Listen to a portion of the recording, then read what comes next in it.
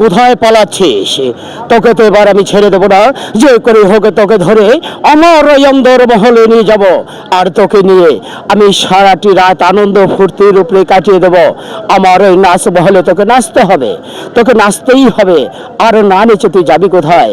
এই চেয়ারম্যান দোল মিয়ার বৈঠকখানায় আসা যতটা সহজ, যাওয়াটা তার চাইতে অনেক কঠিন হয়ে যায়।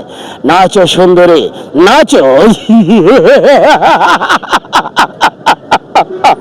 নাচো। দর্শক, আমরা আছি সেই সুপারস্টার রাজবাড়ির ভিলেন, যিনি গ্রাম বাংলার যাত্রাপালা করে ব্যাপক আলোচনায় এসেছে এই রাজবাড়িতে। তিনি সারা বাংলাদেশে এই শীতকালে তার সিরিয়াল পাওয়া মুশকিল, তবে অনেকেই তাকে সিরিয়াল দেওয়ার জন্য খোঁজেন।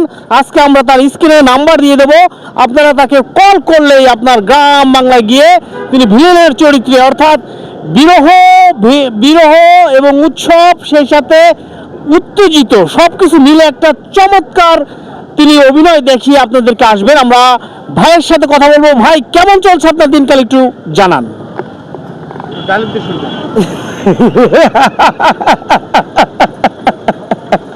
বা ভাই, আপনি আমাকে দেখলে একটা বিরক্ত করেন। বিরক্ত ভাই আমি পছন্দ করি, বিরক্ত মানেই ভালো। দেখলেই আপনি আমাকে খুঁজেন। এই আজ থেকে অনেক দিন যাবত হলো আপনি আমার ভিডিও নিচ্ছেন, আগামীতে আরও নেবেন আশা করি। তারপরে যে ভিডিওগুলো করছেন, যারা আমার ভিডিওগুলো দেখেছেন তাদের সবাইকে অসংখ্য অসংখ্য ধন্যবাদ। আমি রাজবাড়ী জেলার সাধারণ একজন মানুষ, খেটে খাওয়া মানুষই ধরতে পারেন।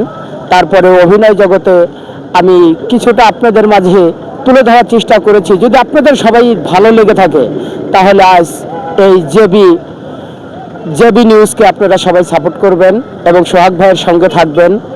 আর পরবর্তীতে যদি আরও ভালো কিছু হয় তাহলে আপনাদের মাঝে অবশ্যই আমি তুলে ধরব বিভিন্ন ধরনের যাত্রাপালা। এখন আমি খলনায়কের চরিত্রে বেশিরভাগই অভিনয় করছি। যেমন অভিনয় করতে গেলে তো এটা তো দুর্দান্ত সাহস লাগে। স্টেজে যখন ওঠেন, হাজার হাজার মানুষ আপনার সামনে দাঁড়িয়ে আছে, জি জি জি, কিভাবে অভিনয়টা শুরু করেন? তখন ধরেন আমি অনেক জায়গায় অভিনয় করে থাকি, ভিলেনের চরিত্রে অভিনয় করে থাকি। এমন এমন সময় আছে যে দর্শক আমার প্রতি ক্ষিপ্ত হয়ে অনেকভাবেই তিরস্কার করে কথা বলে এবং জুতা স্যান্ডেল নিক্ষেপ করে এবং কি আমাকে কতজন মারতেও আসে। কারণ সেটা দেখে আমার ভালো লাগে, কারণ আমি ভাবতে পারি যে তখন অবশ্যই আমি যে খলনায়কের চরিত্রে অভিনয়টা করেছি সেটা আমার জন্য সার্থকতা এনে দিয়েছে। কারণ খলনায়কের যেটা চরিত্র করার কথা আমি সেটাই করি এবং সেই পরিপ্রেক্ষিতে জনগণ আমার উপর অতৃপ্ত হয়েও যদি কোনো কিছু করে সেটাই আমার সফলতা। কারণ তাদের মাঝে আমি আমার